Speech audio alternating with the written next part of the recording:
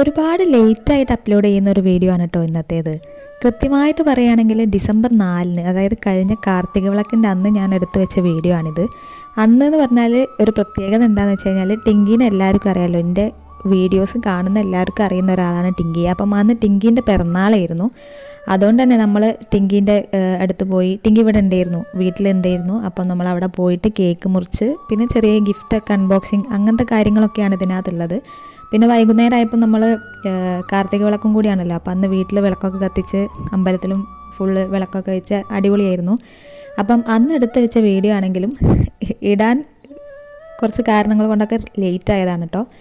അപ്പം ഇതിലിപ്പോൾ കാര്യമായിട്ട് മെയിനായിട്ടുള്ളത് ടിങ്കീൻ്റെ ഈ എന്താ പറയുക, ഗിഫ്റ്റ് അൺബോക്സ് ചെയ്യുമ്പോഴുള്ള എക്സ്പ്രഷൻസ് ആണ് കേട്ടോ. ഒക്കെ ഭയങ്കര ഇഷ്ടമുള്ളൊരു കാര്യമാണിത്. അതിപ്പം നമ്മൾ വെറുതെ ഒരു കടലാസിൽ ചുമ്മാ ഒരു ഐ ലവ് യു എഴുതി കൊടുത്താലും ഒക്കെ അത് ഭയങ്കര സന്തോഷമുള്ള കാര്യമാണ് കേട്ടോ. അപ്പോൾ നമ്മൾ വെറുതെ എന്തെങ്കിലും ചെറിയ മുട്ടുസൂചി കൊടുത്താലും സന്തോഷമാവെന്ന് പറയില്ലേ, അങ്ങനത്തെ ഒരാളാണ് ടിങ്കി. അപ്പോൾ അതുകൊണ്ട് തന്നെ ടിങ്കിനെ എല്ലാവർക്കും, പിന്നെ നമ്മളെ വീട്ടിലെ ഫസ്റ്റ് കുട്ടിയാണ്, കസിൻസിന് എല്ലാവർക്കും ടിങ്കിനെ ഭയങ്കര കാര്യമാണ് കേട്ടോ. അപ്പം അന്ന് നമ്മളവിടെ പോയി കേക്കൊക്കെ മുറിച്ച്, പിന്നെ ഉച്ചയ്ക്ക് സദ്യ എന്ന് പറയാൻ പറ്റില്ല, എന്നാലും ചെറിയ രീതിക്ക് ഫുഡൊക്കെ ഉണ്ടാക്കി എല്ലാവരും കഴിച്ചിട്ടുണ്ടായിരുന്നു. അന്നത്തെ വീഡിയോ ആണിത്. അപ്പം ഈ വീഡിയോയിൽ സംഭവം ഇത്രയൊക്കെ തന്നെയുള്ളൂ, കൂടുതലൊന്നുമില്ല. പിന്നെ അത് കഴിഞ്ഞിട്ട് ഞാൻ തിരിച്ച് ഏട്ടൻ്റെ വീട്ടിലേക്ക് തന്നെ പോരുന്നുണ്ടായിരുന്നു കേട്ടോ.